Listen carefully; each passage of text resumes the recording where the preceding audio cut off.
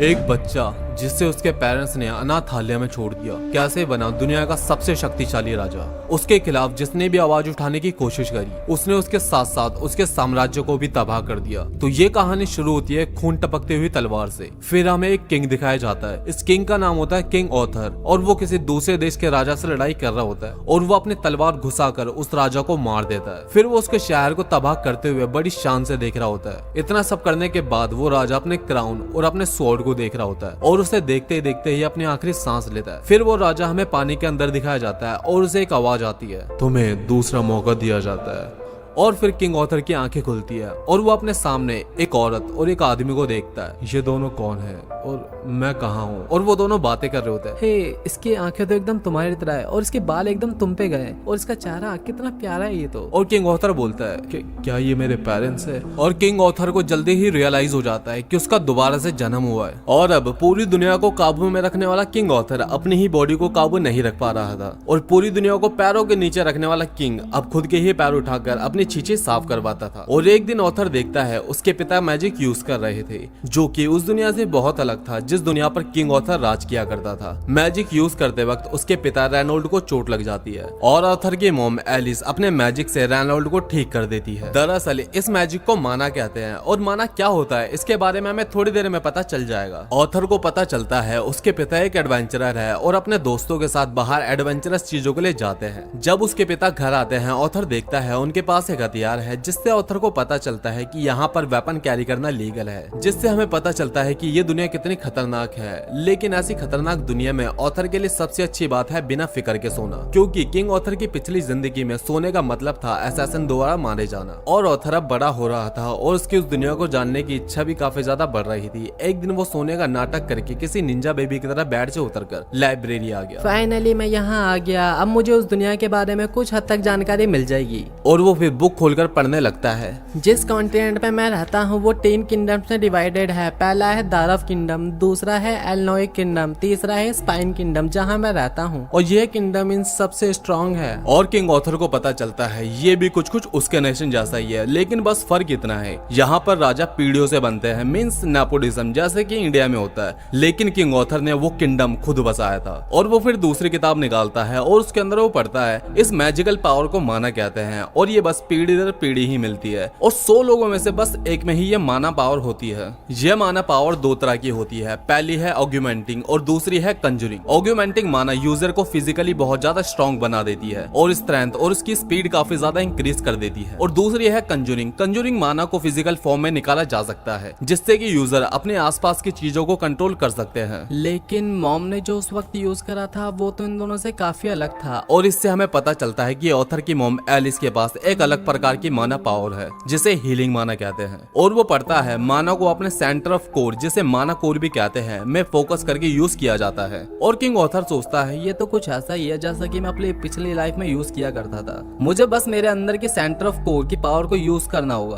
और फिर ऑथर ऐसा करने की ट्राई करता है और अपने माना कोर पर फोकस करने लगता है और वो कुछ हद तक ऐसा करने में सफल भी हो जाता है। लेकिन तभी उसकी मॉम आकर उसे उठा ले जाती है। और फिर हम कुछ दिन बाद का सीन देखते हैं जहाँ उसके फादर रेनोल्ड उसे लकड़ी की स्वॉर्ड चलाना सिखा रहे होते हैं। तभी ऑथर की मॉम एलिस आ जाती है और एलिस बड़े गुस्से में होती है। हे भगवान, तुम ये मेरे बच्चे को क्या सिखा रहे हो? अब ये चलना भी नहीं सीखा, जाओ तुम्हें आज का खाना नहीं मिलेगा। और काफी ज्यादा रेनोल्ड को डांटने लग जाती है। और ये देखकर किंग ऑथर समझ जाता है कि घर का असली बॉस कौन है। और ऑथर की मॉम उसे कई बार घुमाने के लिए बाहर लेकर जाया करती जिससे कि उसे इस दुनिया के बारे में पता चलता। वो वहाँ के हथियार देखता जिससे कि ऑथर को इस नेशन की पावर का पता चलता। कुछ ऐसे चमकने वाले पत्थर जो कि उसकी दुनिया में एग्जिस्ट नहीं करते थे। और सबसे ज्यादा पसंद आता उसे वहाँ का जादू। लेकिन किंग ऑथर को जो इस दुनिया में सबसे नई चीज मिली वो थी उसकी फैमिली, क्योंकि पिछले लाइफ में वो बिल्कुल अकेला था और अनाथ आश्रम में बस इंतजार करता कि एक दिन उसकी फैमिली आएगी। लेकिन इस दुनिया में उसके पास फैमिली थी जो कि उसके साथ रहती थी। और उसकी मॉम उसको सुलाते हुए कहती है, क्या तुम जानते हो मुझे सबसे ज्यादा खुशी तब हुई थी जब तुम अपने बेड से उतरकर बुक पढ़ने के लिए गए थे। और जब तुम नई चीजों को देखते हो तो तुम्हारी आंखों में एक चमक आती है, ये देखकर मुझे बहुत ज्यादा खुशी होती है। तुम बिल्कुल अपने पापा पर गए हो लेकिन एक दिन तुम भी हमें छोड़कर ये दुनिया देखने के लिए चले जाओगे। लेकिन मैं चाहती हूँ तुम जहाँ भी रहो एक पीसफुल लाइफ जियो। और फिर अगली सुबह रेनोल्ड ऑथर को मैजिक यूज करना दिखा रहा था, लेकिन ये नल्ला बस कुछ पत्थर ही उठा पाया। देखी तुमने मेरी पावर, इससे ज्यादा पत्थर तो मैं अपने हाथों से उठा लूंगा। और फिर रेनोल्ड एक पत्ते को बड़े शानदार तरीके से पंच करके किक करता है। यह देखकर ऑथर शॉक हो जाता है। इससे ऑथर को पता चलता है कि उसके फादर रेनोल्ड एक एग्यूनेटर है जो कि एग्यूमेंटिक माना को यूज कर सकते हैं। और ये खेल देखने के बाद एलिस ऑथर को सुलाने के लिए लेकर जाती है, लेकिन ऑथर बुक पढ़ने की जिद करता है, लेकिन एलिस मना करती है। फिर ऑथर अपनी प्यारी प्यारी नजरों से अपनी मॉम को इमोशनल करता है और उसकी मॉम मान जाती है। फिर ऑथर बुक पढ़ के अपने माना कोर पर फोकस करने लगता है और कुछ टाइम बाद फोकस करने के बाद वो माना कोर को एक्टिव कर लेता है और तभी उसका माना कोर धीरे धीरे बड़ा होने लगता है और बहुत बड़ा धमाका हो जाता है। रेनोल्ड एलिस को धमाके से बचाते वक्त घायल हो जाता है। क्या तुम ठीक हो? ऑथर अंदर ही है। और फिर वो अंदर जाकर देखते हैं और वो नजारा देखकर वो दोनों हैरान हो जाते हैं। ऑथर हवा में अपने माना कोर पर फोकस किए हुए था और फिर वो बहुत मैच्योर तरीके से नीचे आता है और जैसे ही वो नीचे उतरता है उसके ऊपर की छत टूटकर गिर जाती है और ऑथर को लगता है कि भाई ये अब तो नहीं बचने का, मैं अब तो गया। लेकिन एलिस और रेनोल्ड आकर उसे बचा लेते हैं। एलिस ऑथर को पकड़कर रोने लग जाती है, लेकिन ऑथर के लिए काफी नया एहसास था क्योंकि पिछली दुनिया में उसके लिए रोने वाला कोई नहीं था। और अपने पेरेंट्स को रोता देखकर ऑथर भी उनसे लिपट कर रोने लग जाता है। और फिर हमें किंग ऑथर की पिछली जिंदगी का एक सीन दिखाया जाता है जिसमें कुछ सैनिकों ने उस आदमी को पकड़ा हुआ था जो किंग ऑथर पर हमला करने के लिए आया था और मैजिस्ट्रेट उसे उसकी होम कंट्री में भेजने का फैसला सुनाती है। लेकिन वो आदमी कहता है, प्लीज ऐसा मत करो, मेरी कंट्री में जिंदगी मौत से भी बदतर है, प्लीज हमें वहाँ मत भेजो। और वो किंग ऑथर से उसके बीवी और बच्चों को छोड़ने की भीख मांगता है, लेकिन किंग ऑथर उसके बीवी और बच्चों को मार डालता है और कहता है, लो अब इन्हें सफर नहीं करना होगा। ओ भाई कितना खतरनाक था अपनी पहली लाइफ में ऑथर। और वो आदमी बेसहाय होकर किंग ऑथर से शुक्रिया अदा करता है। और अब हम प्रेजेंट का सीन देखते हैं। रेनोल्ड ऑथर के लिए अपने जैसे ही सेम ग्लव्स लाया होता है, लेकिन ऑथर को उसमें कोई इंटरेस्ट नहीं आता और अपनी लकड़ी के सॉर्ड उठा लेता है। ये देखकर बेचारे रेनोल्ड का चेहरा बन जाता है और फिर रेनोल्ड भी लकड़ी के सॉर्ड उठा लेता है और ऑथर से फाइट करने लगता है। ऑथर अटैक करता है, लेकिन रेनोल्ड उसके सारे अटैक को डॉज कर लेता है। और फिर रेनोल्ड कहता है, हे ये देखो, और रेनोल्ड अपने सॉर्ड में माना पावर लेकर आ जाता है। और फिर ऑथर भी एक ही ट्राई में अपने सॉर्ड के अंदर माना पावर ले आता है। ये देखकर रेनोल्ड हैरान हो जाता है और ऑथर एक ही अटैक से उसकी स्टिक के 2 टुकड़े कर देता है। और इसके बाद में वो एलिस से बात कर रहा होता है। एलिस, हमारे ऑथर को एक प्रॉपर ट्रेनिंग की जरूरत है। अब हमें लगता है कि हमें इसके लिए एक सर्टिफाइड टीचर हायर करना होगा। तो तुम कहना चाहते हो तुम ऑथर को ट्रेनिंग नहीं दोगे? मैंने दी थी, लेकिन देखो इसने मेरी सॉर्ड को ही अपनी माना पावर से कट कर दिया और ये तो बस अभी 4 साल का बच्चा ही है। और एलिस ऑथर को पकड़कर रोने लग जाती है। नहीं, मैं अपने बच्चे को कहीं नहीं भेजूंगी, नहीं मैं कहीं नहीं भेजूंगी अपने बच्चे को। हाँ एलिस समझा करो, मैं भी नहीं भेजना चाहता, लेकिन यह हमारे ऑथर के फ्यूचर के लिए काफी अच्छा होगा। और दोनों आपस में बहसबाजी करने लग जाते हैं और ऑथर बोलता है, क्यों ना आप दोनों भी मेरे साथ चलो। ये सुनकर दोनों चुप हो जाते हैं और कहते हैं, ये तो हमने सोचा नहीं, तुम तो जीनियस हो ऑथर, चलो चलो जल्दी पैकिंग करो। और फिर वो जाने के लिए रेडी हो जाते हैं और रेनोल्ड के एडवेंचरस फ्रेंड भी उसके साथ चलते हैं। और रेनोल्ड की फ्रेंड ऑथर को एक प्यारी सी पप्पी देती है। मुझे नहीं पता यार मैं ये सीन क्यों दिखा रहा हूँ, बट छोड़ो। और सफर करते वक्त ऑथर देखता है ये दुनिया उसकी दुनिया से बहुत अलग है। यहाँ लोग घोड़ा गाड़ी का इस्तेमाल करते हैं सफर में, लेकिन किंग ऑथर के किंगडम में वो एडवांस प्लेन जेट का यूज करते थे यहाँ वहाँ जाने के लिए। और फिर वो लोग एक जगह पर आराम करने के लिए बैठते हैं, लेकिन कुछ भेड़ियों पर हमला कर देते हैं। लेकिन रेनोल्ड और उसके फ्रेंड अपने माना पावर का यूज करके आसानी से उन भेड़ियों को हरा देते हैं। और फिर नाइट में वो सब डिनर कर रहे होते हैं, लेकिन एलिस नोटिस करती है रेनोल्ड के हाथ पर चोट लगी होती है जिसका रेनोल्ड को भी नहीं पता होता। और फिर एलिस उसे अपने हीलिंग मैजिक से ठीक करने के लिए जाती है और सब लोग घेरा लगाकर खड़े हो जाते हैं ताकि उन्हें कोई देख ना ले। दरअसल हीलिंग मैजिक यूजर बहुत ज्यादा रेयर होते हैं और आसान टारगेट भी होते हैं, इसलिए हीलिंग मैजिक यूजर दुनिया से छुप कर रहते हैं। और यही रीजन था एलिस और रेनोल्ड जंगल में रहते थे। और तभी ये बंदा जिसका नाम एडम होता है कहता है, रेनोल्ड यार मैं सोने जाने से पहले थोड़ा रिलैक्स करना चाहता हूँ, क्या मैं ऑथर को अपने साथ लेकर जा सकता हूँ? और फिर हम देखते हैं एडम अपना भाला पकड़कर ऑथर से फाइट करने के लिए रेडी हो रहा होता है। ऑथर को ये देखकर थोड़ा अजीब लगता है, लेकिन वो भी फाइट के लिए रेडी हो जाता है और दोनों अपने हथियारों में माना पावर लेकर आते हैं। लेकिन हम देखते हैं ऑथर अपने पैरों में भी माना पावर यूज करता है। ये देखकर एडम बहुत ज्यादा शॉक हो जाता है। ऑथर बहुत तेजी से एडम के पास आता है और एडम का अटैक डॉज कर देता है, लेकिन एडम अपनी माना पावर बढ़ाकर ऑथर को दूर फेंक देता है। लेकिन ऑथर हवा में रुककर नीचे आ जाता है और ये देखकर सभी लोग एडम को डांटने लगते हैं। अबे वो तेरे को दिखाई नहीं दे रहा, छोटा बच्चा है वो, अगर इतने लड़ने का शौक है आजा मुझसे भिड़ ले, आजा भिड़ लेना मेरे से। और एडम कहता है, अरे भाई देखो तो उस बच्चे का पावर लेवल कितना है, वो तो एक लिटिल मॉन्स्टर है। और फिर ये लड़की जिसका नाम जैस्मिन फ्लेम्सवर्थ होता है ऑथर के पास आकर कहती है, तुमने वो मूव कैसे किया, मुझे भी वो मूव सिखाओ। और ऑथर उसकी आंखों में देखकर समझ जाता है कि भाई ये लड़की पीछा नहीं छोड़ेगी, बड़ी जिद्दी है, और ऑथर मान जाता है। और फिर अगले दिन ऑथर नई नई चीजें सीखता है, लेकिन अब सिखाने की बारी उसकी थी और वो जैस्मिन को एक ही बार वो मूव सिखाता है और जैस्मिन भी एक ही बार में वो मूव सीख जाती है। और अगले दिन जैस्मिन ऑथर को एक गिफ्ट देती है वो मूव सिखाने के लिए। और जैस्मिन कहती है इसके अंदर एक स्ट्रिंग है और वो बहुत ज्यादा मजबूत है। तभी एडम जाने के लिए आवाज लगाता है, लेकिन ऑथर देखता है उसकी मॉम को कुछ हो रहा होता है। मॉम क्या हुआ, क्या आप ठीक हो? हाँ मैं ठीक हूँ एकदम। लेकिन ऑथर को यकीन था कि कुछ तो हुआ है और वो फिर अपनी मॉम के साथ घोड़ा गाड़ी में बैठ जाता है और वो फिर कुछ दूर चलते हैं। लेकिन तभी उन पर तीरों का हमला हो जाता है और वो देखते हैं कुछ डाकुओं ने उनके ऊपर हमला कर दिया। और उनका लीडर कहता है बच्चों और औरतों को कुछ नहीं होना चाहिए। और फिर डाकू उन पर हमला कर देते हैं। बेटा तुम डरो मत, मैं तुम्हारे साथ हूँ। ओके मम्मा। और रेनोल्ड और उसके फ्रेंड्स अपनी माना पावर का यूज करके उन डाकुओं से लड़ने लगते हैं। अपने तीरों, भालों और हथियारों में माना पावर ले आते हैं और फाइटिंग करते हैं। सिंगल स्टैंड में तो वो उन डाकुओं से जीत जाते, लेकिन डाकुओं की संख्या इतनी ज्यादा थी कि उसके सामने कमजोर पड़ रहे थे और रेनोल्ड अपनी गाड़ी से आकर टकराकर घायल हो जाता है। रेनोल्ड क्या तुम ठीक हो? वहीं रुको, मैं एकदम ठीक हूँ, बस छोटा सा स्क्रैच है। और वो ऑथर को अपनी मॉम को वहां से लेके जाने के लिए कहता है। नहीं मैं नहीं लेके जाऊंगा, मैं आपको अकेले छोड़ के कहीं नहीं जाऊंगा, मैं भी आपके साथ फाइट करूंगा, मेरे अंदर भी पावर है। तो इस पावर का यूज अपनी मॉम को बचाने के लिए करो, क्योंकि तुम्हारी मॉम के पेट में तुम्हारा छोटा भाई या बहन है। और ऑथर का अब रियलाइज होता है कि उसकी मॉम की तबीयत खराब क्यों थी। जाओ बड़े भाई, अब सब तुम पर है। और वो अपनी मॉम को वहां से लेकर भागने लगता है और भागते भागते किंग ऑथर सोचता है मैंने जिंदगी में लाखों जानें ली है, लेकिन ये पहली बार होगा कि मैं अपनी जान बचाकर भाग रहा हूँ। और तभी एक बंदा ऊपर से ऑथर और उसकी मॉम के ऊपर कंजूरिंग माना का हमला कर देता है। लेकिन ऑथर अपनी मॉम को बचाते वक्त हमला अपने ऊपर ले लेता है, लेकिन वो इतने आसानी से उस हमला करने वालों को जाने कहाँ देने वाला था। वो अपने चाकू की स्ट्रिंग उसके पैर में फंसा कर उसे खाई में गिरा देता है और ऑथर गिरते वक्त सोचता है कितनी अजीब फीलिंग है, मैं मरने वाला हूँ, फिर भी मेरे दिल में एक सुकून सा है। शायद मुझे अब समझ आया ये सुकून क्या होता है। ये सुकून होता है अपनी फैमिली के प्रोटेक्ट करने का सुकून।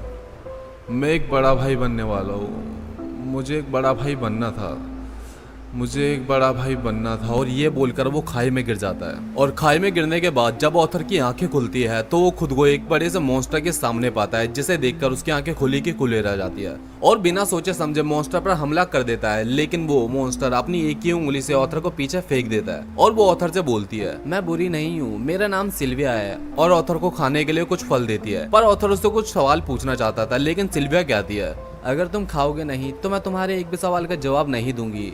और ये सुनते ही ऑथर धड़ाधड़ फल खाने लगता है। और सब खाने के बाद ऑथर पूछता है मेरी फैमिली कहाँ है, उनके साथ क्या हुआ? और सिल्विया कहती है मैं इस जगह से बाहर नहीं जा सकती, लेकिन मैं अपने मैजिक से कहीं भी देख सकती हूँ। और वो ऑथर को बताती है तुम्हारी फैमिली बिल्कुल ठीक है, उन्होंने उन डाकू को हरा दिया और कुछ दिन पहले ही वो वहां से चले गए। ये सुनकर ऑथर के खुशी के आंसू निकलते हैं कि उसकी फैमिली ठीक है।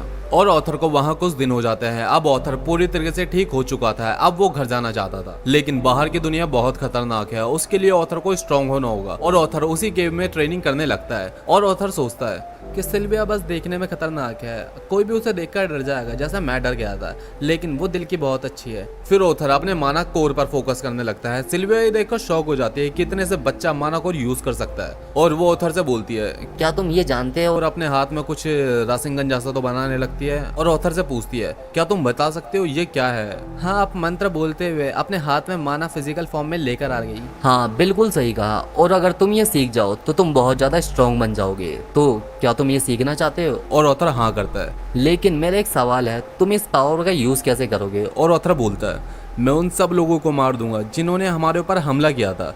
लेकिन सिल्विया को ये जवाब पसंद नहीं आता और ऑथर को मारकर फिर से दूर कर देती है। मैं एक ऐसे इंसान को कभी स्ट्रांग नहीं बना सकती जो लोगों को मारे। और ऑथर बोलता है लेकिन इसमें गलत क्या है, अपने एनिमीज को मारना तो नेचुरल है ना। और किंग ऑथर याद करता है पिछली लाइफ में मैं सारे एनिमीज को मारकर ही तो स्ट्रॉन्गेस्ट किंग बना था। और सिल्विया ऑथर के सर पर अपनी एक उंगली रखकर बोलती है या तो मैं तुम्हारे सर को प्यार से सहला सकती हूँ या फिर तुम्हारे सर के टुकड़े कर सकती हूँ, तुम चूज करो कि क्या करना है। ऑफ कोर्स पहले वाले ही चूज करना है। हाँ मैं भी तुम्हें यही समझाना चाहती हूँ, गुस्सा और बदला इस दुनिया में अशांति लाएगा। मैं नहीं चाहती कि तुम भी ऐसे बनो। और फिर वो ऑथर से दोबारा से यही सवाल पूछती है कि अब बताओ तुम इस पावर का यूज कैसे करोगे? और ऑथर अपनी फैमिली के साथ बिताए अच्छे मोमेंट्स को याद करता और कहता है मैं इस पावर का यूज अपनी फैमिली को प्रोटेक्ट करने के लिए करूंगा। और सेल्विया को ये जवाब पसंद आता है। फिर हम देखते हैं सेल्विया जैसे ही एक मॉन्स्टर सेल्विया को ढूंढते हुए उसके पास आ रहा होता है। फिर हमें किंग ऑथर की पिछली जिंदगी का एक सीन दिखाया जाता है जिससे हमें पता चलता है किंग ऑथर बस नाम का ही किंग था। सारे फैसले तो काउंसिल लिया करती थी और किंग ऑथर को बस एज अ वेपन यूज किया जाता था। फिर हम प्रेजेंट में देखते हैं जहाँ ऑथर माना कोर को कंट्रोल करना सीख रहा होता है और वो याद करता है पिछली लाइफ में वो बस कोर को कंट्रोल करके बड़े बड़े दुश्मनों को हरा देता था। अब भी उसे बस वैसा ही करना है, उसे बस अपने कोर पर फोकस करना है और थोड़ा फोकस करने के बाद फाइनली वो ऐसा करने में सफल हो जाता है। और सेल्विया ये देखकर बहुत खुश होती है लेकिन ऑथर को हिट करके पत्थरों के बीच में छुपा देती है और ऑथर को बाहर आने के लिए मना करती है। ऑथर पत्थरों के बीच में से देखता है और वो वही दूसरा मॉन्स्टर था जिसे हमने कुछ टाइम पहले देखा था। मैं सरप्राइज हूँ, तुमने ये जगह कैसे ढूंढी? तुम्हारी छाती से निकल रहे ब्लड की स्मेल से। और वो सेल्विया को अपने साथ चलने के लिए बोलता है लेकिन सेल्विया मना कर देती है और फिर वो सेल्विया पर खतरनाक अटैक कर देता है। ऑथर बाहर आने की कोशिश करता है लेकिन सेल्विया मना करती है। तुम फिक्र मत करो, तुम वहीं छुपे रहो। और सेल्विया अपनी असली फॉर्म में आ जाती है जो कि एक व्हाइट ड्रैगन की होती है। इस फॉर्म में सेल्विया और भी ज्यादा स्ट्रांग हो जाती है और मॉन्स्टर पर अपनी फुल पावर से अटैक करती है। तुम पागल हो गई हो सेल्विया, अगर तुम इतनी पावर का यूज करोगी तो बच नहीं पाओगी। मुझे कोई गम नहीं, मैंने एक हैप्पी लाइफ जी ली है। और फिर वो मॉन्स्टर काफी सारे अटैक करने लगता है और अब सेल्विया देखती है अब अटैक्स ऑथर की तरफ जाने लगते हैं। सेल्विया अपनी पावर का यूज करके टाइम रोक देती है ऑथर, मैं ये ज्यादा देर तक नहीं कर सकती। और वो ऑथर के लिए एक पोर्टल खोल देती है लेकिन कम पावर होने की वजह से पोर्टल ऑथर को घर तक नहीं पहुंचा सकता। और सेल्विया कहती है मैं तुम्हें पहले भी भेज सकती थी लेकिन मुझे तुम्हारे साथ रहना पसंद था और अब देखो तुम मेरी वजह से खतरे में आ गए। और ऑथर इमोशनल होकर बोलता है मुझे फर्क नहीं पड़ता, आप मेरी फैमिली की तरह थी, आपने मेरी माँ की तरह मेरा ख्याल रखा। और सेल्विया कहती है लेकिन तुम्हारी तो एक माँ पहले से ही है। तो आप मेरी ग्रैंड मदर हुई। और ये सुनकर सेल्विया इमोशनल हो जाती है और ऑथर को दोबारा से ग्रैंड मदर बुलाने के लिए कहती है और ऑथर स्माइल के साथ कहता है ग्रैंड मदर। और फिर सेल्विया ऑथर के हाथों में अपने बिल की कोटिंग कर देती है। ये क्या है? तुम्हें वक्त आने पे पता चल जाएगा। और फिर वो पोर्टल से ऑथर को भेज देती है। ऑथर सेल्विया की मदद के लिए वापस आने की कोशिश करता है लेकिन पोर्टल बंद हो जाता है। फिर टाइम दोबारा से शुरू हो जाता है और वो मॉन्स्टर सेल्विया के ऊपर एक खतरनाक अटैक करता है जिससे कि सेल्विया नीचे गिर जाती है। और फिर जब मॉन्स्टर सेल्विया के पास आता है सेल्विया अपने पूरी पावर से उसके ऊपर अटैक करती है जिसकी आवाज इतनी तेज होती है कि ऑथर को भी सुनाई देती है। और पोर्टल से जाते वक्त ऑथर को सेल्विया की आवाज आती है ऑथर, उसे याद रखना जो मैंने तुम्हें सिखाया था। हाँ, मैं हमेशा याद रखूंगा। ये दुनिया दर्द से भरी हुई है, तुम्हें इस दुनिया को चेंज करना होगा। लेकिन ग्रैंड मदर, मैं ये अकेला कैसे करूंगा? लेकिन तुम्हें कौन सा ये एक बार में करना है, और वैसे भी तुमने पहले भी दुनिया पर राज किया है, किंग ग्रे। और अपनी पिछली जिंदगी का असली नाम सुनकर ऑथर हैरान हो जाता है। आखिर आप कौन हो? और जब ऑथर की आंखें खुलती है तो वो खुद को एक जंगल में पाता है। तभी उसे किसी के चिल्लाने की आवाज आती है। ऑथर अपने पैरों में माना पावर का यूज करके तेजी से उस आवाज का पीछा करने लगता है और वो देखता है कुछ लोग एक छोटी लड़की को किडनैप करके लेके जा रहे होते हैं और वो कह रहे होते हैं ये तो एक एल्फ गर्ल है, इसकी तो हमें अच्छी कीमत मिल जाएगी। एल्फ दरअसल एक किंगडम होता है जिसके लोग इंसानों से कुछ अलग होते हैं। एल्फ के लोगों के बारे में हमें आगे पता चलेगा। हाँ तुमने सही कहा, अब जल्दी यहाँ से चलो। ऑथर ऊपर से ये सब कुछ देख रहा होता है और ऑथर को रियलाइज होता है कि डाकुओं के लीडर ने क्यों कहा था औरतों और बच्चों को कुछ नहीं होना चाहिए, क्योंकि थोड़ी सी भी चोट लगने से उनकी कीमत कम हो जाती।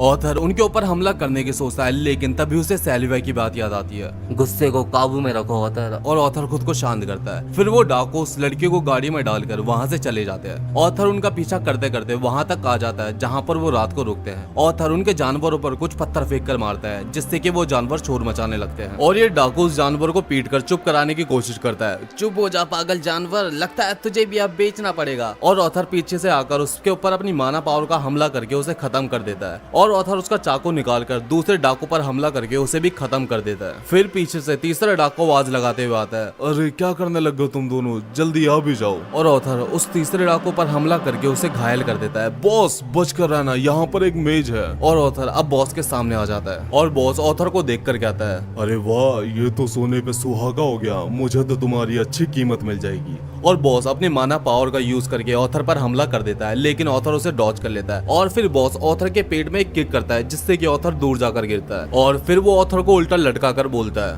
हार मान जाओ, तुम उससे कभी नहीं जीत पाओगे। लेकिन ऑथर हार नहीं मानता और उसके पैरों में आग लगा देता है और वहां से निकल जाता है। और वो बॉस बोलता है, मैं तुम्हें पहले जिंदा पकड़ना चाहता था लेकिन अब तुम भी मरोगे। लेकिन तभी ऑथर अपने चाकू को उसके सर में घुसाकर उसे मार देता है। और फिर वो उस तीसरे डाकू के पास जाता है जिसे उसने घायल करा था और उसे भी मार देता है। और फिर ऑथर उस लड़की के पास जाकर उसे बचा लेता है। और ऑथर की लाइफ में ये पहली बार था कि ऑथर किसी अपने ही एज के बच्चे के साथ खड़ा हो। और फिर ऑथर जाकर उनकी लाशों को छुपा कर आ जाता है और वो लड़की पूछती है उन किडनैपर्स का क्या हुआ? बदकिस्मती से उन सबका एक्सीडेंट हो गया और वो लोग खाई में गिर गए, लेकिन हाँ अब तुम सेफ हो। और ऑथर वहां से अपना बैग उठाकर जाने लगता है। ओ भाई, अपना ऑथर तो सिग्मा निकला यार। लेकिन तभी वो लड़की ऑथर का हाथ पकड़ लेती है और अपने मन में बोलती है अरे भाई प्लीज छोड़ के मत जा यार, बहुत डर लग रहा है मुझे, फटी पड़ी है मेरी। छोड़ो, जाने दो मुझे मेरी फैमिली के पास जाना है, और वैसे भी वो बुरे लोग हम नहीं आएंगे। और ये लड़की फिर से अपने मन में बोलती है अबे ओ भाई, पागल हो गया क्या? एक अकेली लड़की को रात को जंगल में छोड़कर जा रहा है, कुत्ते।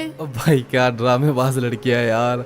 और फिर वो कहती है मेरे मम्मी पापा कहते हैं कि रात को ये पेड़ बच्चों को खा जाते हैं। और पता नहीं भाई अपना ऑथर भाई कैसे राजी हो गया। और ऑथर से पूछता है कि बताओ तुम किस डायरेक्शन से आई थी। उस वाली डायरेक्शन से। मैं जुगनुओं का पीछा कर रही थी और उन किडनैपर ने मुझे किडनैप कर लिया। और ऑथर सोचता है क्या सच में बच्चे इतने अजीब होते हैं। और ऑथर अपनी पिछली लाइफ का एक सीन याद करता है जिसमें वो एक अकेले कमरे में डिप्रेशन के साथ चुपचाप बैठा हुआ था। और फिर वो उन जानवरों की तरफ देखकर सोचता है कि मुझे इन जानवरों को मार देना चाहिए, लेकिन वो ऐसा करता उससे पहले ही वो लड़की उन जानवरों को खोल देती है।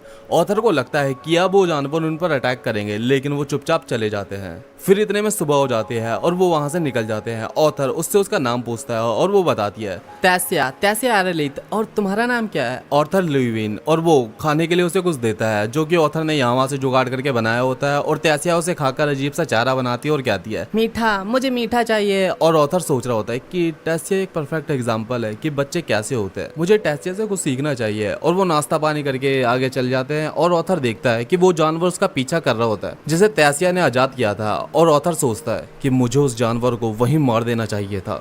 और फिर रात को वो टैसिया को टेंट में सुलाकर बाहर पहरेदारी देने के लिए खड़ा हो जाता है ताकि कोई जानवर इनके ऊपर अटैक ना कर दे। और फिर टैसिया बोलती है तुम नहीं सोओगे? तुम सोई नहीं है अभी तक? मेरे ग्रैंडपा ने किसी लड़के के साथ सोने के लिए मना किया है, लेकिन मैं तुम्हारे लिए ये बात इग्नोर कर दूंगी। तुम प्लीज अंदर आ जाओ। ओह भाई कहाँ जा रहा भाई, ये क्या हो रहा है इस एनिमे को? नहीं तुम सो जाओ, मैं ठीक हूँ। दरअसल गाइस टैसिया को बहुत ज्यादा डर लग रहा होता है, इसलिए वो ऑथर को अपने पास रखना चाहती है, इसलिए ऐसा वो कर रही होती है। और फिर टैसिया बोलती है अगर तुम बाहर नहीं रहोगे तो तुम्हें जानवर नहीं देखेंगे और वो अटैक भी नहीं करेंगे, तो इसलिए तुम अंदर आ जाओ। और काफी ज्यादा कन्विंस करने के बाद ऑथर टेंट के अंदर आ जाता है। और सोते वक्त टैसिया बोलती है मैंने सुना है कि इंसान बहुत ज्यादा ठरकी होते हैं और उनकी बहुत सारी बीबियां भी होती है। अरे नहीं, कहाँ से सुन रही तुमने ऐसी बकवास बात है? ऐसा कुछ नहीं होता, सब इंसान एक जैसे नहीं होते। और वैसे तुम्हें ठरकी का मतलब भी पता है? नहीं, मुझे तो इसका मतलब नहीं पता। और टैसिया सो जाती है। और अगली सुबह वो पहाड़ पार कर रहे होते हैं, नदी पार कर रहे होते हैं। और अब ऑथर बहुत ज्यादा इरिटेट होने लगता है क्योंकि हर जगह उसे उसकी मदद करनी पड़ रही थी। और फिर कुछ देर बाद ऑथर के सीने में दर्द होने लगता है और वो नीचे बैठ जाता है। क्या तुम ठीक हो? हाँ मैं ठीक हूँ, रुको मैं तुम्हारे लिए कुछ जड़ी बूटी लेकर आती है। और टैसिया चली जाती है। मेरे सीने के दर्द रोज रोज बढ़ता ही जा रहा है और अब ये जल्दी भी आने लगा है। और तभी वो जानवर आ जाता है जिसे टैसिया ने आजाद किया था, लेकिन उसके मुंह में एक शिकार होता है जिसे वो ऑथर के सामने रखकर वहां से चला जाता है। और ये एक तोहफा होता है जो कि उस जानवर ने ऑथर को दिया होता है उसकी मदद करने के बदले में। और रात को वो लोग मीट खा रहे होते हैं जो कि उन्हें बहुत ज्यादा टेस्टी लग रहा होता है। तभी टैसिया कहती है देखो मुझे मशरूम मिले हैं, इनमें बहुत ज्यादा प्रोटीन होता है। और ऑथर वो मशरूम खाता है, लेकिन बेचारे को दस्त लग जाते हैं और पूरी रात बस भागते रहता है। और अगली सुबह जब वो निकलते हैं तो टैसिया ऑथर से कहती है हम दोनों बहुत ज्यादा क्लोज हो गए हैं, क्या मैं तुम्हें ऑथर की जगह आर्ट कहकर बुला सकती हूँ? मतलब सही है भाई, पहले दस्त लगा दिया अब निकनेम दिया जा रहा है। सही है भाई सही है। और ऑथर कहता है जो हुकुम मेरी प्रिंसेस साहिबा।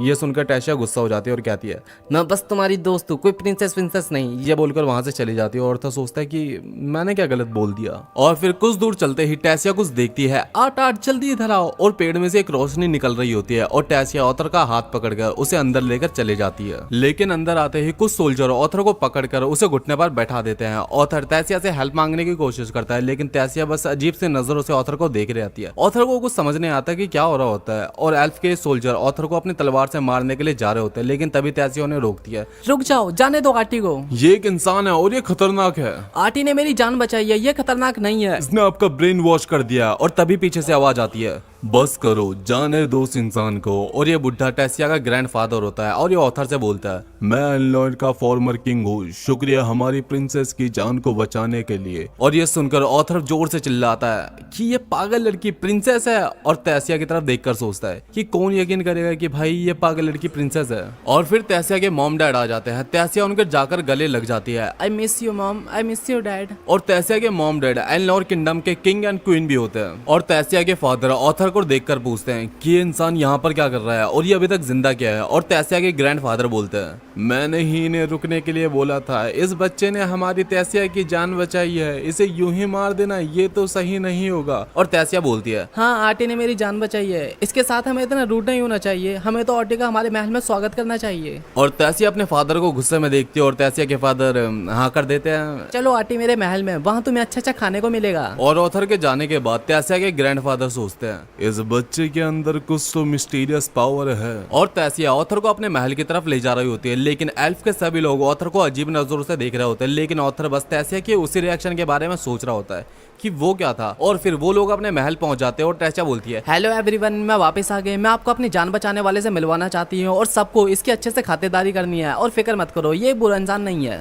और तैसिया कहती है, हमें पहले स्नैक्स खाने चाहिए या फिर नहाना चाहिए। लेकिन पीछे से किंग एंड क्वीन आ जाते हैं और ऑथर कहता है, मुझे कुछ बात करनी है। और सभी लोग टेबल पे बैठ जाते हैं, लेकिन ऑथर खड़ा होता है। तैसिया कहती है, अरे तुम खड़े क्यों, आके बैठ जाओ ना। नहीं मैं ठीक हूँ। लेकिन सोल्जर ऑथर को पकड़कर टेबल पे बैठा देते हैं और उसके सामने चाय नाश्ता भी रख देते हैं। और फिर सभी अपना अपना इंट्रोडक्शन देने लगते हैं। और तैसिया के फादर कहते हैं, मैं तैसिया का फादर हूँ, मेरा नाम है एल्डोन एरेलीथ और करंट एलनोर का किंग भी हूँ। और यह है मेरी वाइफ मैरिलीन एरेलीथ और ये एलनोर की क्वीन है। मैं तैसिया का ग्रैंडफादर हूँ, मेरा नाम वेरियन एरेलीथ है और मैं एलनोर का फॉर्मर किंग हूँ। और अब ऑथर खुद को इंट्रोड्यूस करता है और टेबल से उतरकर बड़ी तहजीब से घुटनों पर बैठ जाता है। मेरा नाम ऑथर लेविन है, मैं स्पाइन किंगडम के गरीब परिवार में पैदा हुआ। ये मेरी खुशकिस्मती है कि मैं रॉयल फैमिली को देख पाया। और एल्डोन कहते हैं, संस्कार उम्र से बड़े हैं तुम्हारे, तो बताओ क्या हुआ था। और ऑथर बताता है, मेरी फैमिली पर कुछ डाकुओं ने हमला कर दिया था और जब मेरी आंख खुली तो मैंने टैसिया के चीखने की आवाज सुनी और फिर मैंने देखा कुछ लोग टैसिया को किडनैप करके लेके जा रहे थे। ये सुनकर टैसिया के फादर एल्डोन को गुस्सा आ जाता है। वो स्लेव ट्रेडर्स जरूर इंसान ही होंगे, वो लोग बहुत ज्यादा नीच होते हैं। लेकिन इंसानों के बारे में ऑथर से ऐसा सुना नहीं गया। और ऑथर बोलता है, मुझे माफ करना लेकिन वो उनका प्रोफेशन है, वो एल्फ तो क्या इंसानों को भी नहीं छोड़ते। और टैसिया के ग्रैंडफादर पूछते हैं, तो तुमने टैसिया को किडनैप होते हुए देखा तो तुमने क्या करा, उनसे कोई सौदा किया या उनके सामने टैसिया को छोड़ने की भीख मांगी। मैं एक बच्चा जरूर हूँ लेकिन मैं एक मेज भी हूँ, मैंने उन सबको मार दिया। और तभी ये सैनिक अपनी तलवार निकाल कर बोलता है, अरे सर जी, ये बचकांडा पक्का झूठ बोल रहा है। अगर तुम्हारा हाथ दोबारा तुम्हारी तलवार पर गया तो तुम्हारा कुछ ऐसा काट दूंगा कि तुम बाप नहीं बन पाओगे। और ये सुनकर वो सोल्जर चुप हो जाता है। और किंग ऑल्डन कहते हैं, मुझे तुम पर यकीन है। थैंक यू, बट क्या आप मुझे मेरे घर वापस भेज सकते हैं। और किंग कहता है, हाँ ये पॉसिबल है। स्पाइन किंगडम का पोर्टल 7 साल में एक बार खुलता है और अभी वो 2 साल पहले ही ओपन हुआ था और उसमें 5 साल और लगेंगे। लेकिन मैं अपने सोल्जर से बोलकर तुम्हें घर पहुंचाने का कुछ बंदोबस्त करता हूँ। और ऑथर उनका शुक्रिया अदा करता है। और फिर नहाते वक्त ऑथर के सीने में दोबारा से दर्द होता है। ऑथर हवा खाने के लिए बाहर आता है और टैसिया को अपने पेरेंट्स के साथ देखता है और ऑथर को भी अपने पेरेंट्स की याद आने लगती है। तभी टैसिया पीछे से आती है। हे आटी, खड़े खड़े क्या सोच रहे हो। क्या इतने टाइम बाद भी मेरे पेरेंट्स मुझे देखकर खुश होंगे। और टैसिया उसके गाल पकड़ कर कहती है, अरे पागल, तुम चाहे कितने भी वक्त बाद जाओ, वो हमेशा तुम्हें प्यार करेंगे और तुम्हारा इंतजार करेंगे। यार कितने क्यूट लग रहे हैं दोनों। तो गाइस जो चाहता है कि टैसिया और ऑथर की आपस में सेटिंग हो जाए वो कमेंट में जरूर बताना यार। और फिर वही चमकने वाले जुगनू आ जाते हैं, लेकिन टैसिया बताती है ये चमकने वाले कोई जुगनू नहीं, ये फ्लावर्स है। तभी टैसिया के ऊपर कोई अटैक करता है लेकिन ऑथर उसे डॉज करके अटैक बैक करता है। और ऑथर देखता है ये अटैक करने वाला और कोई नहीं, टैसिया के ग्रैंडफादर वीरियन है। आप अपनी ही पोती की जान क्यों लेना चाहते हैं। इन फ्लावर्स से भला कौन मरेगा। और ऑथर अपने हाथों में देखता है, वो वही फ्लावर्स होते हैं जिससे टैसिया खेल रही होती है। तुम सच में स्ट्रांग हो बेटे, तुम झूठ नहीं बोल रहे थे, उन ट्रेडर्स को तुम्ही ने मारा है। और वो फिर अपने मैजिक से ऑथर को तलवार बनाकर देते हैं और फाइट करने के लिए कहते हैं। ऑथर इसके लिए रेडी हो जाता है। ऑथर उनके ऊपर अटैक करता है लेकिन वीरियर उसे डॉज कर लेते हैं। ऑथर काफी सारे अटैक करता है लेकिन वीरियर सारे के सारे अटैक को डॉज कर लेते हैं। ये तो सच में बहुत फास्ट है। और फिर ऑथर एक और अटैक करता है लेकिन इस बार वीरियन ऑथर के स्वॉर्ड तोड़ देते हैं और एक टुकड़ा तेजी से टैसिया की तरफ जाने लगता है। लेकिन ऑथर अपनी बची हुई स्वॉर्ड का टुकड़ा फेंक कर टैसिया को बचा लेता है और फिर दोनों अपनी माना पावर का यूज करते हैं। और वीरियन अपनी माना पावर का यूज करके ऑथर को दूर फेंक देता है। लेकिन ऑथर को जैसे ही मौका मिलता है वो वीरियन के सर पे हिट करके जीत जाता है। ओ तुम तो जीत गए, चलो एक और फाइट खेलते हैं। लेकिन टैसिया उसके पिछवाड़े पर चिमटी काटकर ऑथर को परेशान ना करने के लिए बोलती है। और वीरियन ऑथर को स्टूडेंट बनाने के लिए पूछता है लेकिन ऑथर कहता है, मुझे बहुत खुशी होगी लेकिन मैं अपने पेरेंट्स से बिना पूछे ये काम नहीं कर सकता। और तभी ऑथर के सीने में अचानक से दर्द शुरू हो जाता है और ऑथर जमीन पे बैठ जाता है। और वीरियन कहता है, मैं जानता हूँ ये एक बीस्ट की विल है, अगर तुम मेरे स्टूडेंट नहीं बनोगे तो ये तुम्हारी जान ले लेगी। फिर हम देखते हैं ऑथर के अंदर से एक मॉन्स्टर की स्पिरिट निकलती है। क्या क्या यही मेरे दर्द की वजह है? और फिर ऑथर को तैसिया की आवाज सुनाई देती है। गुड मॉर्निंग ऑटी, उठ जाओ, ग्रैंडफादर हमारा इंतजार कर रहे हैं। और ऑथर फिर अपने कपड़े चेंज करने लगता है और तैसिया उससे पूछती है, क्या तुम रुक रहे हो? मुझे अब इस बारे में नहीं पता। जब तक वो कुछ नहीं बोलते प्रिंसेस, और प्रिंसेस सुन के तैसिया गुस्सा हो जाती है और ऑथर की पीठ पर एक जोर से चिमटी काट लेती है। मुझे प्रिंसेस मत बुलाओ, मुझे तैसी बुलाओ, वरना तुम्हारी खैर नहीं। और फिर वीरियन उनको ले जाने के लिए अपने रथ पर बैठते हैं, लेकिन तैसिया के फादर कहते हैं किसी इंसान को यहाँ रोकना कानून के खिलाफ है। लेकिन वीरियन कहते हैं मुझे वो बच्चा पसंद है, बस बात खत्म। और किंग एल्डोन कुछ नहीं कह पाते और वो लोग वहाँ से निकल जाते हैं। और ऑथर पूछता है, हम कब तक आपके मिस्टीरियस फ्रेंड के घर पहुंचेंगे ग्रैंडपा? ग्रैंडपा, ये कुछ ज्यादा ही कैजुअल नहीं हो गया? लेकिन कोई बात नहीं, तुम मुझे ग्रैंडपा बुला सकते हो। और फिर तैसिया ऑथर के कंधे पर सर रखकर सोने लगती है। तैसिया बहुत अकेलेपन में बड़ी हुई है। प्रिंसेस होने की वजह से बच्चे इसके ज्यादा क्लोज नहीं आते। और ऑथर को अब समझ आता है कि तैसिया को गुस्सा क्यों आ जाता है जब भी ऑथर उसे प्रिंसेस बुलाता है। लेकिन जब वो तुम्हारे साथ होती है वो खुलकर स्माइल करती है। ऐसे स्माइल करते हुए मैंने उसे किसी के साथ नहीं देखा। इसके लिए तुम्हारा थैंक यू ऑथर। और ये सुनकर ऑथर को एक अजीब सा शौक लगता है और फिर वो वीरियन के उस मिस्टीरियस फ्रेंड के घर पहुंच जाता है। वीरियन उसके डोर पर किक करता है और अंदर से एक वीरियन की उम्र की बूढ़ी औरत चिल्लाते हुए आती है, अरे किस भड़वे को मौत आई है, ये कौन मुझे सुबह सुबह परेशान करने आ गया? और वीरियन कहता है, ये एक मेरी पुरानी दोस्त है रीनिया डेकरसन, और ये एक स्पेशल प्रकार की मेज भी है। और ऑथर सोचता है एक स्पेशल प्रकार की मेज, बिल्कुल मेरी मॉम जैसी। और वीरियन ऑथर से कहता है, ये तुम्हारी विश पूरी करेगी। रीनिया उन सबको अंदर बुलाती है जहाँ बहुत सारी बुक्स होती है और ऑथर उसे बताता है, मैं अपने पेरेंट्स से बात करना चाहता हूँ, क्या आप करवा सकती है? बेटा, मैं फ्यूचर और पास्ट भी बता सकती हूँ, क्या तुम्हें तुम्हारा फ्यूचर जानना है? ऑथर मना करता है, नहीं बस आप मेरे पेरेंट्स से बात करवा दीजिए। और रीनिया अपने स्पेशल मैजिक से एक पानी के बॉल में ऑथर को उसके पेरेंट्स दिखाती है। ऑथर के जाने के बाद उसके पेरेंट्स बहुत ज्यादा दुखी होते हैं और बहुत रोते हैं। रेनोल्ड ऑथर के गम में एक शराबी बन जाता है, लेकिन रेनोल्ड के फ्रेंड्स उसे मार मार कर ठीक कर देते हैं और सब लोग ऑथर के जाने के बाद बहुत ज्यादा दुखी होते हैं। फिर रेनोल्ड को एक जॉब मिलती है और जल्दी ही वो एक घर खरीद लेता है। एलिस भी प्रेग्नेंट हो जाती है और वो उस दिन को याद कर रहे होते हैं। काश मैंने उसे तुम्हें प्रोटेक्ट करने की जिम्मेदारी नहीं दी होती, तो आज वो हमारे साथ होता। लेकिन तभी उन्हें ऑथर की आवाज आती है, मम्मा पापा, ये मैं हूँ आपका ऑथर, मैं ठीक हूँ और मैं एल्फ्स के किंगडम में हूँ। मैं आपसे एक स्पेशल मैजिक के थ्रू बात कर पा रहा हूँ और मैं आपसे मिलना चाहता हूँ, लेकिन अभी मेरी बॉडी में एक प्रॉब्लम है। ये ज़्यादा सीरियस नहीं है, लेकिन मैं इसे ठीक करवाने के बाद जल्दी वापस आ जाऊँगा और पता नहीं मैं आपसे दोबारा कांटेक्ट कर पाऊँगा, लेकिन फिक्र मत करना, मैं यहाँ ठीक हूँ। और मम्मा पापा, I love you so much. Reynold और एलिस ये सुनकर बहुत ज्यादा खुश होते हैं कि उनको ऑथर ठीक है।